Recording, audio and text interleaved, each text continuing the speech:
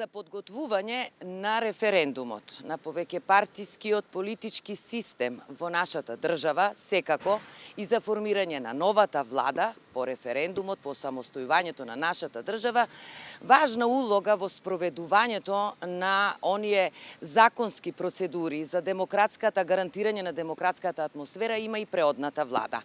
Тогаш министер во таа влада за здравство беше и мојот гостин, професор доктор Љупчо Каревски. Професоре, добре дојдовте и мислам дека оној момент за нас како граѓани секако 8 септември останува трајно како еден успех нас како граѓани и како држава, но подготвувањето е нешто сосема друго на изборите од еднопартиски во повеќе партиски систем.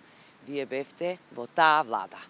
Вашите впечатоци и она што го носите се разбира цел живот во себе. Морам да кажам дека тоа беа турбулентни времиња, со еден збор.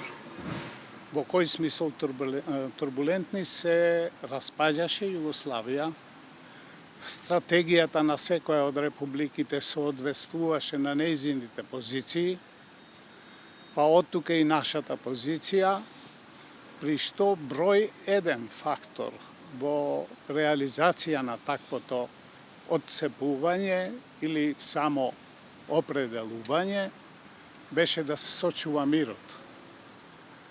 Како што знаете, југословенските настани поминаа со многу крв. Македонија се извлече од таа работа, благодарејќи на стратегијата, тактичноста, проценливоста на мирен начин да се реши проблемот на издвојување и заокружување на првата слободна самостојна Македонија. Направивме доста аналитики за краток период, бидејќи само 3,5 години од својот професионален ортопедски ангажман инвестирав и малку и во политиката, но научив дека таму не ми е местото после тие 3,5 години и така и се заврши мојата кариера во политиката и од тога и никогаш повеќе. Од причини што мојата професија како ортопед, професор на ортопедска клиника, изнудува ангажмани многу поголеми. И патувањата кои не трпат кога сакате да биете и функционер. Говорам надвор од државата.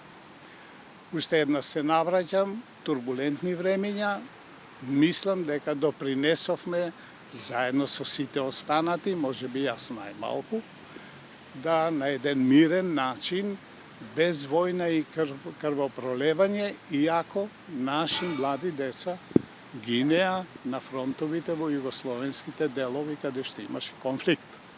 Јасно, прва се издвои Словенија, поучени од тој пример и морам да кажам со голем мангуплук, со формирање на прашањето за издвојување, со една алтернатива откако ќе се издвоиме дека можеме да бидеме и во југославенска некоја редукција, беше еден од предусловите за да мирно го пројдеме тој период. Медицински кажано една бенигна формулација. Браво, тоа е суштината. Ако тргневме малигно, ќе имавме проблеми. Ние и потоа и денес имаме се уште проблеми. Менувавме име, моравме да дефинираме менување на устав и така натаму, но се уште мислам дека сме перспективи имаме, но мора да ги чуваме, развиваме. Што ние сега и идните генерации треба да чуваме? Државотворен народ, државност, тоа се едни зборови што едноставно треба да се чувствуваат. Дилема за одговорот, но во секој случај мислам дека мора да разбереме секој граѓанин по оваа држава, независно на неговото потекло, идеи, политики и така натаму.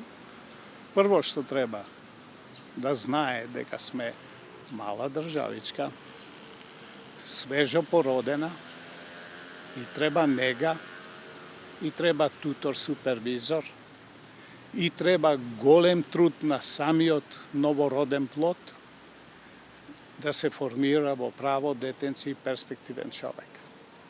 Од тука заклучокот треба да биде сите луѓе треба да знаат дека имаат одговорноста во државата. Но, прво оние кои ја водат. Внимателно на сите државни активности, оти еден погрешен збор, да не речем лош збор, прави 10 надворешни реакции што се однесува на односите на Македонија со околината. Не само околината, и пошироко. Се менува геостратегиите, се менуваат држави, сецесионираат и така натаму. Се менуваат преседатели со разни навики. Меѓутоа, базата е секогаш таја. Од тука детето мора да расте. Но некој треба да се грижи малку повеќе, а тоа да има кому да се обрати. Мислам дека адресата е Европската Унија.